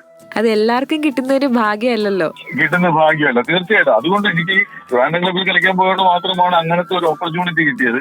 അതിനുശേഷം ഒരു ക്രിക്കറ്റിൽ സജീവമാണല്ലേ? അതിനുശേഷം എന്ന് പറയുന്നത് ആത്മ എന്ന് പറയുന്ന സംഘടന, അത് സീരിയൽ താരങ്ങളുടെ സംഘടന ഉണ്ടാവുകയും ആ സംഘടനയിൽ ഇവരെന്തെങ്കിലും സ്പോർട്സ് ആക്ടിവിറ്റി ചെയ്യണമെന്ന് വന്നപ്പോഴേക്കും അതിലൊരു ക്രിക്കറ്റ് ടീം ഉണ്ടാക്കി. ആ ക്രിക്കറ്റ് ടീമിൽ ഞാൻ അംഗമായി. അപ്പൊ അത് ഈ സീരിയൽ ഇപ്പൊ നമ്മുടെ അമ്മ സംഘടന ചെയ്ത പോലെ ഒരു സെലിബ്രിറ്റി ക്രിക്കറ്റ് ലീഗ് നടത്തിയതുപോലെ സീരിയൽ താരങ്ങളുടെ ഒരു ക്രിക്കറ്റ് ലീഗ് സംഘടിപ്പിച്ചു, FPL എന്ന് പറഞ്ഞിട്ട്. അങ്ങനെ ആ FPL എന്ന് പറയുന്ന ഹൈദരാബാദിൽ വെച്ചിട്ട് കളി ഉണ്ടായിരുന്നു. അപ്പൊ ഞങ്ങൾ പോയി കളിച്ചു. അങ്ങനെ ഞങ്ങൾ റണ്ണറപ്പായി. ഞങ്ങൾ കർണാടകയുമായിട്ട് ഫൈനലിൽ തോറ്റ് ഞങ്ങൾ റണ്ണറപ്പായി. കർണാടകയാണ് അത് വിൻ ചെയ്തത്. അതിനുശേഷം പിന്നീട് ട്രിവാൻഡ്രത്ത് വെറ്ററൻസിന്റെ, അതായത് കേരള ക്രിക്കറ്റിന്റെ വെറ്ററൻസ് ടീം തമ്മിൽ കളിച്ചപ്പോഴേക്കും ഒരു ദിവസം ഒരു ടീമിൽ ഞാൻ കളിച്ചു. ആ ടീമിൽ സഞ്ജു സാംസൺ ഉണ്ടായിരുന്നു. ഞങ്ങൾ ഒരു ടീമിലായിരുന്നു. അത് കൊല്ലത്തുള്ള ഒരു ടീമുമായിട്ടായിരുന്നു കളി, മെഡിക്കൽ കോളേജിന്റെ ഗ്രൗണ്ടിൽ വെച്ച്. അങ്ങനെ സഞ്ജുവായിട്ടും കളിക്കാനുള്ള ഭാഗ്യമുണ്ടായി. അതെ, അതിപ്പോഴും ക്രിക്കറ്റ് ഇപ്പൊ ഞാൻ എറണാകുളത്ത് ഒരു CCF എന്ന് പറയുന്നത് ഒരു ക്രിക്കറ്റിന്റെ ഒരു കൂട്ടായ്മയുണ്ട്. അതില് ഏകദേശം 16ഓളം സെലിബ്രിറ്റി ക്രിക്കറ്റ് ടീമുകളുണ്ട്. അതില് മാസ്റ്റർ ബ്ലാസ്റ്റേഴ്സ് എന്ന് പറയുന്ന ക്രിക്കറ്റ് ടീമിലാണ് ഞാനിപ്പോ കളിക്കുന്നത്. അതും ഈ പറഞ്ഞ പോലെ എല്ലാ മാസവും ഓരോ ടൂർണമെന്റുകൾ അവിടെ സംഘടിപ്പിക്കാറുണ്ട്. അത് സെലിബ്രിറ്റി ക്രിക്കറ്റ് മാത്രമാണ്. ഇപ്പൊ സെലിബ്രിറ്റി ക്രിക്കറ്റ് ലീഗാണ്. അത് എല്ലാ മാസവും എറണാകുളത്ത് രാജഗിരി സ്റ്റേഡിയത്തിലും അല്ലെങ്കിൽ തൃപ്പൂണിത്തുറ ഹിൽ പാലസ് സ്റ്റേഡിയത്തിലും പാലസ് ഓവൽ സ്റ്റേഡിയത്തിലും അതല്ലെങ്കിൽ സെന്റ് പോൾസിന്റെ ഗ്രൗണ്ടുണ്ട്. അവിടെ ഈ 3 സ്ഥലത്താണ് ടൂർണമെന്റ് സംഘടിപ്പിക്കുന്നത്. മിക്കവാറും രാജഗിരിയിലായിരിക്കും. അപ്പൊ എല്ലാ മാസവും ഓരോ ടീമുകളുടെ ടൂർണമെന്റ് സംഘടിപ്പിക്കാറുണ്ട്. അപ്പൊ അതിന് കളിക്കാറുണ്ട്. അതാണ് ക്രിക്കറ്റിനോടുള്ള ഇഷ്ടം. തിലകൻ സാറ് ഒരു അച്ഛൻ എന്ന നിലയിൽ സാറിന്റെ വ്യക്തി ജീവിതത്തിലും സാറിന്റെ കരിയറിലും എത്രമാത്രം സ്വാധീനമാണ് ചെലുത്തിയിട്ടുള്ളത് അല്ലെ? സാറ് ഒരു കഥാപാത്രത്തിനെ ചെയ്യുമ്പോൾ അല്ലെങ്കിൽ ഡബ് ചെയ്യുമ്പോൾ തിലകൻ സാറിൻ്റെതായിട്ടുള്ള എന്തെങ്കിലും സജഷൻസോ അഭിപ്രായങ്ങളോ സാറിന് കിട്ടിയിട്ടുണ്ടോ? അല്ലെ ഇങ്ങനെ വേണം എന്തെങ്കിലും ഒരു നിർദ്ദേശം തന്നിട്ടുണ്ടോ സാറ്? തീർച്ചയായിട്ടും ഞാൻ പറയും, നമ്മളിപ്പോ ഒരു അഭിനേതാവായാലും ഒരു ഡബിങ് ആർട്ടിസ്റ്റ് ആയാലും രണ്ട് കാര്യത്തിലും ഈ ഞാൻ ഫോളോ ചെയ്യുന്ന ആളെന്ന് പറയുന്നത് അച്ഛൻ തന്നെയാണ്. കാരണം രണ്ടിലായാലും മോഡുലേഷനും അഭിനയത്തിൽ വരുന്ന കാര്യങ്ങളായാലും നമ്മുടെ ഒബ്സർവേഷൻസ് ആണ് നമുക്ക് ഒരുപാട് ഡിഫറെന്റ് ആയിട്ടുള്ള സംഭവങ്ങൾ ചെയ്യാനുള്ള ഇൻസ്പിറേഷൻ ഉണ്ടാക്കുന്നത്. അച്ഛൻ ചെയ്തിട്ടുള്ള പല ക്യാരക്ടേഴ്സും അച്ഛന്റെ ജീവിതത്തിൽ അച്ഛൻ ഒബ്സർവ് ചെയ്ത് വെച്ചിരുന്ന പല ആളുകളുടെയും മാനവികങ്ങളും പല സ്റ്റൈലുകളും എല്ലാം കൂട്ടി യോജിപ്പിച്ചുകൊണ്ട് ചെയ്തിട്ടുള്ള കഥാപാത്രങ്ങൾ ഒരുപാടുണ്ട്. അതിപ്പോ ചാക്കോ മാഷ് ആയാലും അതുപോലെ തന്നെ പല നമ്മുടെ എന്താണ് ആ സിനിമയുടെ പേരെനിക്ക് ഓർമ്മ കിട്ടുന്നില്ല. മമ്മൂട്ടി അഭിനയിച്ചിട്ടുണ്ട് ആ സിനിമയില്. മമ്മൂട്ടിയുടെ അമ്മാവനായിട്ട് ഒരു ക്യാരക്ടർ ചെയ്തിട്ടുണ്ട്. അതൊക്കെ അച്ഛൻ പണ്ട് റാന്നിയിൽ താമസിക്കുന്ന സമയത്ത് അവിടെ ഉണ്ടായിരുന്ന ആൾക്കാരാണ്. അച്ഛൻ കഥാപാത്രങ്ങൾ പള്ളിയച്ഛന്റെ ക്യാരക്ടേഴ്സ് ചെയ്തിട്ടുണ്ട്. അത് പല പള്ളിയച്ഛന്മാരെയും ഒബ്സർവ് ചെയ്തിട്ടാണ് അച്ഛൻ ചെയ്തിരിക്കുന്നത്. അപ്പൊ അങ്ങനെയൊക്കെ ഒരുപാട് ഒബ്സർവേഷൻ ആണ് നമുക്ക് ഈ ഒരു മേഖലയിൽ ഏറ്റവും കൂടുതൽ വേണം. നമ്മുടെ ചുറ്റുപാടുകളുള്ള ഒരുപാട് കാര്യങ്ങൾ നമ്മൾ ഒബ്സർവ് ചെയ്താൽ നമുക്ക് പല വ്യത്യസ്തമായ കാര്യങ്ങൾ ചെയ്യാൻ സാധിക്കും. അപ്പൊ ഞാൻ ഒബ്സർവ് ചെയ്തിട്ടുള്ളത് എന്റെ അച്ഛനെയാണ്. അപ്പോ ഞാൻ അച്ഛന്റെ മോഡുലേഷനും കാര്യങ്ങളും എല്ലാം നമ്മൾ ഫോളോ ചെയ്യാറുണ്ട്. തീർച്ചയായിട്ടും എന്റെ വ്യക്തി ജീവിതത്തിൽ അച്ഛനെ ഞാനൊരു ശോഭി തിലകൻ എന്നുള്ള എന്റെ വ്യക്തി എന്ന നിലയ്ക്ക് അച്ഛനിൽ നിന്ന് ഒരുപാട് കാര്യങ്ങൾ നമ്മൾ പഠിച്ചിട്ടുണ്ട്. ഇപ്പൊ ഞാൻ പറഞ്ഞു, നേരത്തെ എന്നടുത്ത് ചോദിച്ചു ഞാനൊരു ഫാമിലി മാൻ ആണ്, അല്ലെങ്കിൽ ഞാൻ ഫാമിലിയെ കൂടെ ചേർത്ത് നിർത്തി കൊണ്ടുപോകുന്നു എന്നുള്ള കാര്യം പറഞ്ഞു. പക്ഷെ അച്ഛൻ ഒരിക്കലും അങ്ങനെ ഒരു എന്താ പറയാ മക്കളെ പഠിപ്പിക്കാനും കാര്യങ്ങൾക്കെല്ലാം പുള്ളി ചെയ്യുമെങ്കിലും വീട്ടിലെ കാര്യങ്ങളൊന്നും, കാരണം വീട്ടിലിപ്പോ സാധനങ്ങൾ വാങ്ങിക്കുക അല്ലെങ്കിൽ വീട്ടിലെ ആ കാര്യങ്ങൾ ഇങ്ങനെ ചെയ്യുക, അങ്ങനത്തെ കാര്യങ്ങളൊന്നും പുള്ളിക്കാരൻ കൈയെടുത്താറില്ല. പുള്ളി അങ്ങനെയുള്ള കാര്യങ്ങളൊന്നും ചെയ്യാറില്ല. അപ്പൊ ഞാൻ അച്ഛനിൽ നിന്ന് പഠിച്ചത് അങ്ങനെയാണ്. അങ്ങനെ ചെയ്താൽ നമുക്ക് ഒരുപാട് ബുദ്ധിമുട്ടുകൾ നമുക്ക് ഉണ്ടാകും. ഇപ്പൊ ഞാൻ പറയും, ഞാൻ പഠിച്ചതെല്ലാം, ഞാൻ പഠിക്കാൻ പോയതും അതിന്റെ കാര്യങ്ങൾക്കെല്ലാം പോയത് അച്ഛന് നമ്മളെ ചേർക്കുന്ന സമയത്ത് മാത്രം പുള്ളി വരുള്ളൂ, പിന്നെ പുള്ളി വരത്തില്ല. ബാക്കി എല്ലാ കാര്യങ്ങളും നമ്മൾ ചെയ്തോളണം. അതിനുള്ള സാമ്പത്തികം എന്താണ്, അതിനുള്ള സൗകര്യങ്ങളെല്ലാം പുള്ളി ചെയ്തു തരും. പക്ഷെ അല്ലാതെ ഒരു കാര്യത്തിനും ഇപ്പൊ കോളേജുകളിൽ ഇപ്പൊ ഞാനിപ്പോ എന്റെ മക്കളുടെ പഠിത്തത്തിന് വേണ്ടിയിട്ട് അവരുടെ കോളേജിൽ പോകാനും അവർക്ക് അത് നടത്താനും ഇത് നടത്താനും അങ്ങനെ ഓരോ കാര്യങ്ങളും ഞാൻ പോകാറുണ്ട്. പക്ഷെ അച്ഛൻ അങ്ങനെ വരാറില്ല. അച്ഛൻ അങ്ങനെ വരാത്തതിൽ നമുക്ക് ബുദ്ധിമുട്ടുമില്ല. കാരണം പുള്ളിയുടെ ഒരു ക്യാരക്ടർ വെച്ചിട്ട് പുള്ളി ഇത്രയും ഒരു ഇതായിട്ട് ഒരു സെലിബ്രിറ്റി ആയിട്ട് നിൽക്കുന്ന ഒരാളെ നമ്മൾ അങ്ങനെ കാര്യങ്ങളിൽ ബുദ്ധിമുട്ടിക്കാനും ഞാൻ ശ്രമിച്ചിട്ടില്ല. എല്ലാ കാര്യങ്ങളും നമ്മൾ തന്നെ ചെയ്യാനാണ്. അപ്പൊ അങ്ങനെ പക്ഷെ നേരെ മറിച്ച് അങ്ങനെ എന്റെ വ്യക്തി ജീവിതത്തിൽ എനിക്ക് അച്ഛനെ ആ രീതിയിൽ അച്ഛനെ മാതൃകയാക്കിയാൽ പറ്റില്ല എന്ന് എനിക്ക് തോന്നിയത് കൊണ്ടാണ് ഞാൻ അതിൽ നിന്ന് മാറി ഞാൻ എന്റെ കുടുംബത്തെ എല്ലാ കാര്യങ്ങളെല്ലാം വളരെ കൃത്യമായി ചെയ്ത് മുന്നോട്ട് പോകാനായിട്ട് ശ്രമിച്ചിട്ടുള്ളത്. അപ്പോ എന്റെ കലാപരമായിട്ടുള്ള കാര്യങ്ങളിൽ അച്ഛനെ ഞാൻ ഫോളോ ചെയ്യുന്നതും അച്ഛൻ ചെയ്തിട്ടുള്ള അച്ഛന്റെ കൂടെ പല ലൊക്കേഷനുകളിലും യാത്രകളിലും ഒക്കെ പോകുമ്പോൾ അച്ഛനിൽ നിന്ന് പകർന്നു കിട്ടിയാൽ അച്ഛനോട് ഒരു ദിവസം പോയി ഒരു 2 മണിക്കൂർ അച്ഛനോട് സംസാരിച്ചു കഴിഞ്ഞാൽ നമുക്ക് ഒരുപാട് കാര്യങ്ങൾ നമുക്ക് ഈ അഭിനയത്തെക്കുറിച്ചും അല്ലെങ്കിൽ മറ്റുള്ള കാര്യങ്ങൾ പൊതുബോധത്തെക്കുറിച്ചൊക്കെ അങ്ങനെയുള്ള സാമൂഹിക ബോധത്തെക്കുറിച്ചൊക്കെ ഒരുപാട് കാര്യങ്ങൾ അച്ഛൻ ഒരുപാട് വായിക്കുന്ന കൂട്ടത്തിലാണ്. അപ്പൊ അച്ഛനിൽ നിന്ന് ഒരുപാട് കാര്യങ്ങൾ നമുക്ക് ഗ്രഹിക്കാൻ പറ്റും. അപ്പൊ അങ്ങനെ ഒരുപാട് കാര്യങ്ങൾ എനിക്ക് കിട്ടിയിട്ടുണ്ട്. ഒരു വലിയ പാഠശാല തന്നെയായിരുന്നു തിലകൻ സാർ. തീർച്ചയായിട്ടും അതങ്ങനെ തന്നെ പറയണം. സാറിന് 6ഓളം അവാർഡുകളാണ് ലഭിച്ചിട്ടുള്ളത്, സീരിയലിലും സിനിമയിലും ഒക്കെ ആയിട്ട്. ഇത് കൂടാതെ നിരവധി അംഗീകാരങ്ങൾ വേറെയും സാറിന് ലഭിച്ചിട്ടുണ്ട്. തിലകൻ സാറിൽ നിന്ന് സാറിന് കിട്ടിയ ഏറ്റവും വലിയ അംഗീകാരം അല്ലെങ്കിൽ അവാർഡ് എന്ന് സാർ വിശ്വസിക്കുന്നത് എന്താണ്? അവാർഡ് കിട്ടുന്നത് എനിക്കതുപോലെ ഏതൊരു കലാകാരനും അവാർഡ് കിട്ടുന്നത് ഒരു പ്രോത്സാഹനമാണ്. അത് എന്നെ സംബന്ധിച്ച് അങ്ങനെ തന്നെയാണ്. അവാർഡ് എന്ന് പറയുന്നത് നമുക്കൊരു വലിയൊരു പ്രോത്സാഹനമാണ്, അതുപോലെ തന്നെ ഉത്തരവാദിത്വമാണ് എന്ന് ചിന്തിക്കുന്ന ആളാണ് ഞാൻ. പിന്നെ അച്ഛനിൽ നിന്ന് അച്ഛനിൽ നിന്നൊരു ഗുഡ് സർട്ടിഫിക്കറ്റ് കിട്ടുക, അല്ലെങ്കിൽ അച്ഛൻ കൊള്ളാം, നീ നന്നായിട്ട് ചെയ്തു എന്നൊരു ഒരു ഒരു ഒരു ഒരു ഒരു വേർഡ് കേൾക്കണമെങ്കിൽ നമ്മൾ ഒരുപാട് കാലം കാത്തിരിക്കേണ്ടി വരും എന്നുള്ളതാണ് ഞാൻ മനസ്സിലാക്കിയിട്ടുള്ളത്. പുള്ളിയുടെ ഒരു ക്യാരക്ടർ അങ്ങനെയാണ്.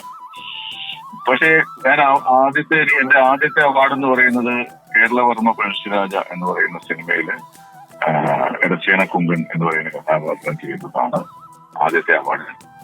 സാധാരണ ഇപ്പൊ എന്റെ മക്കൾക്കാണെങ്കിൽ അവർക്കൊരു അവാർഡ് കിട്ടിക്കഴിഞ്ഞാൽ ഞാൻ ആദ്യം അങ്ങോട്ട് വിളിക്കടാ, നിനക്ക് അവാർഡ് കിട്ടി, സന്തോഷം, നന്നായി, വെരി ഗുഡ് മോനെ എന്നൊക്കെ പറഞ്ഞിട്ട് ഞാൻ പറയാറുണ്ട്. ഞാൻ അവനിപ്പോ എന്റെ മക്കൾ രണ്ടുപേരും അവർ പഠിത്തത്തിന്റെ കാര്യത്തിൽ അവർക്ക് മാർക്ക് കിട്ടുമ്പോഴോ അല്ലെങ്കിൽ അവർക്ക് എന്തെങ്കിലും സ്കൂൾ തലത്തിലുള്ള എന്തെങ്കിലും അച്ചീവ്മെന്റ് കിട്ടുമ്പോൾ ഞാൻ അവരെ കൺഗ്രാജുലേറ്റ് ചെയ്യാറുണ്ട്, അല്ലെങ്കിൽ ബർത്ത്ഡേ വിഷ് ചെയ്യാറുണ്ട്, അങ്ങനെയൊക്കെ ഞാൻ ചെയ്യാറുണ്ട്. പക്ഷെ അച്ഛൻ അങ്ങനത്തെ ശീലങ്ങളൊന്നുമില്ല. അതുകൊണ്ട് തന്നെ എനിക്ക് ഈ അവാർഡ് പ്രഖ്യാപിച്ചു, എനിക്കാണ് അവാർഡെന്ന് അറിഞ്ഞ നിമിഷം ഞാൻ ചെയ്തത്, ഞാൻ നേരെ അച്ഛനെ അങ്ങോട്ട് വിളിച്ചു. അച്ഛനെ വിളിച്ചിട്ട് പറഞ്ഞ്, അച്ഛാ ഈ വർഷത്തെ അവാർഡ് പ്രഖ്യാപിച്ചു, മികച്ച ഡബ്ബിംഗ് ആർട്ടിസ്റ്റിനുള്ള അവാർഡ് എനിക്കാണ്.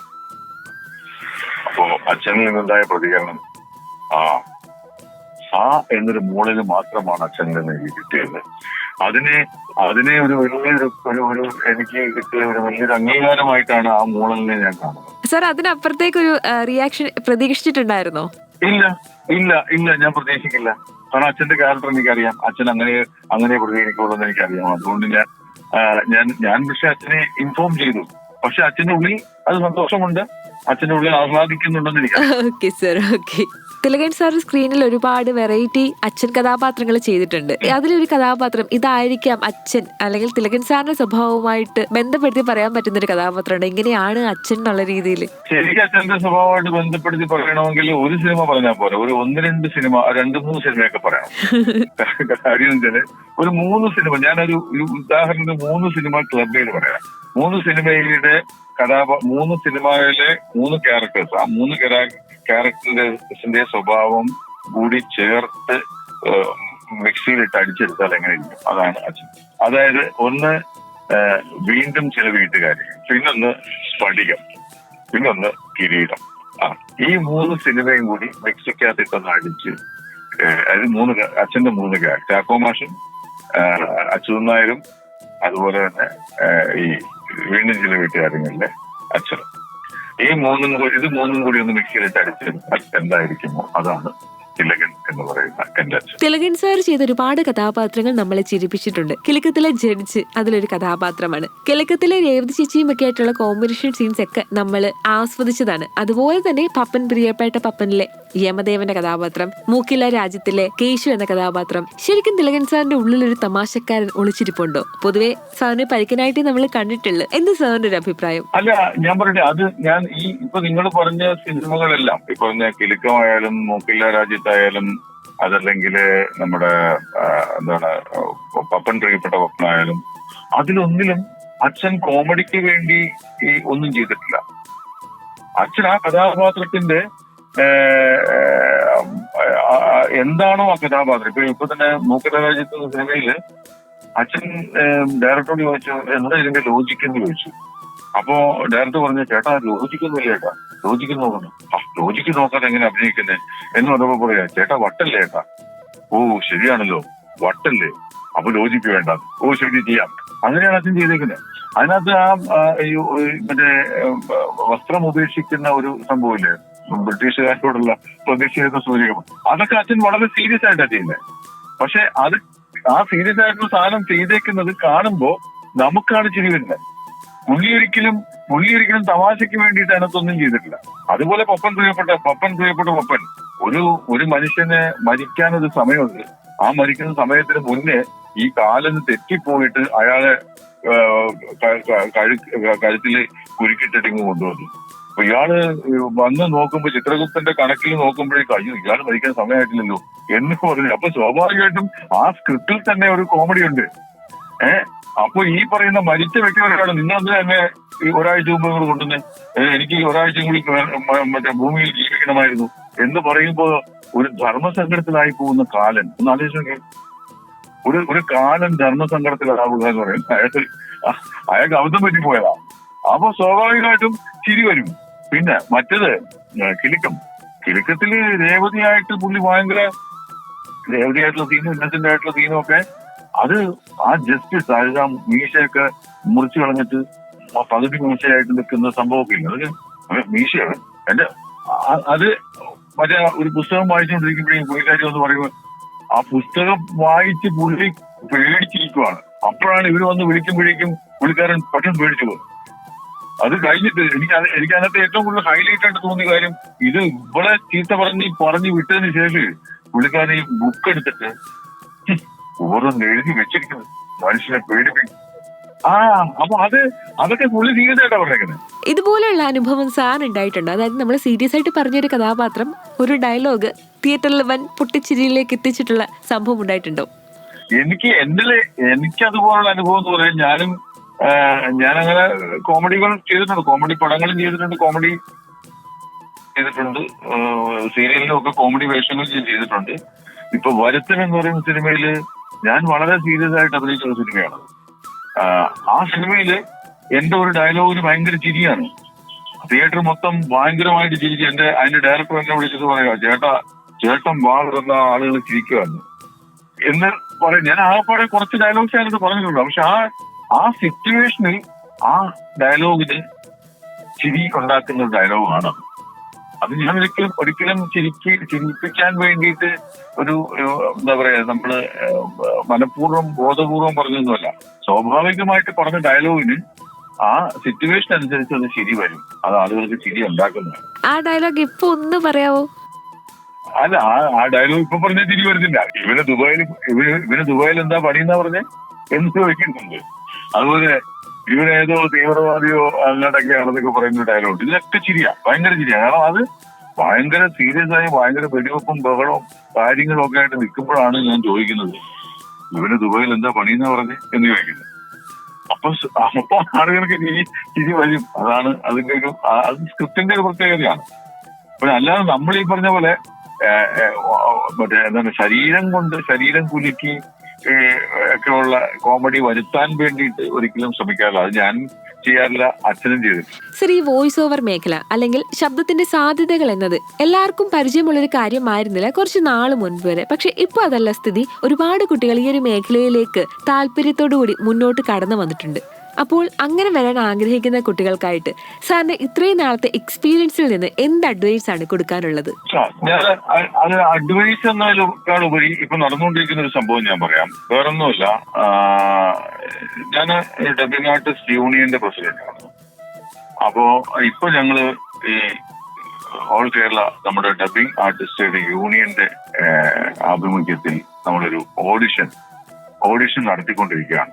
ആക്ച്വലി നമ്മൾ കുറച്ചു നാൾ മുമ്പ് അതിന്റെ ഒരു പരസ്യവും കാര്യങ്ങളെല്ലാം നമ്മുടെ വിഷ്വൽ മാധ്യമങ്ങളിലൂടെയും പത്രമാധ്യമങ്ങളിലൂടെയൊക്കെ അറിയിച്ചതിന്റെ അടിസ്ഥാനത്തിൽ ഏകദേശം 2300ഓളം ആപ്ലിക്കേഷൻസ് നമുക്ക് വന്നു. ഈ 2300 ആപ്ലിക്കേഷൻസ് വന്നു എന്നത് തന്നെ ഇപ്പൊ കുട്ടി പറഞ്ഞ ഈ ആളുകൾക്ക് ഒരുപാട് പേർക്ക് ഇതിനകത്തേക്ക് വരാൻ ആഗ്രഹമുണ്ട് എന്ന് പറഞ്ഞതിന് തെളിവാണ്. അപ്പോ അതിൻ പ്രകാരം ഇപ്പൊ നമ്മള് ഈ 2300 പേരെയും നമ്മൾ ഓഡിഷൻ നടത്തണം എന്നുള്ള ഒരു വലിയ ടാസ്ക്.